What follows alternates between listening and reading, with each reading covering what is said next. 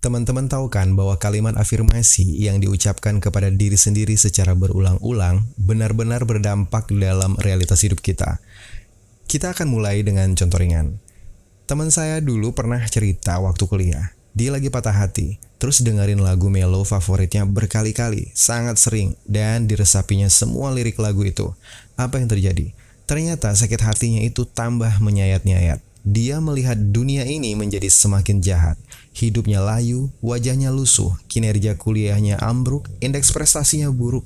Dan yang bikin saya nggak habis pikir waktu itu adalah kenapa dia tak kunjung keluar dari masalah yang dihadapinya. Belakangan saya baru tahu bahwa kata apapun termasuk lirik lagu, bila kita dengar setiap hari atau sangat sering, maka akan mengendap di pikiran bawah sadar kita. Kemudian, pikiran bawah sadar itulah yang seakan menarik diri kita masuk ke dalam realitas dari kata-kata itu. Pendek cerita, hidup kita ini ternyata diwarnai secara dominan oleh pikiran bawah sadar tadi. Baik yang kita anggap positif maupun negatif. Baik yang kita yakini atau yang kita ragukan. Semuanya terjadi. Nah, sekarang kita masuk ke inti pembahasan. Kenapa kita harus memprogram diri kita dalam sholat? Jawabannya teman-teman sudah pasti bisa tebak kan? Betul banget, sholat itu berisi kalimat afirmasi atau kata-kata bermakna kuat yang terus harus diulang-ulang setiap dikerjakan. Semua kalimat dalam sholat itu sangat afirmatif, sangat menggugah, sangat powerful, bagus, dan bersayap.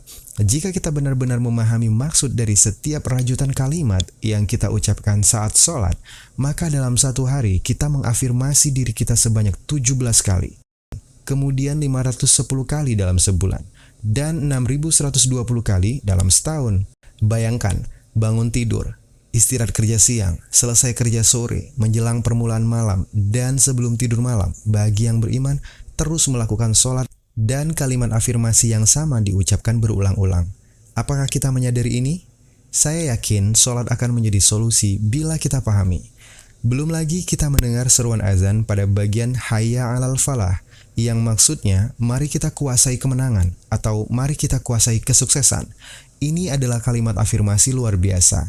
Jika kita yakin dan faham maksudnya, maka kalimat itu secara otomatis terinstal dalam pikiran bawah sadar kita dan akan mewarnai hari-hari kita sepanjang waktu karena kita terdrive atau termotivasi untuk mewujudkannya.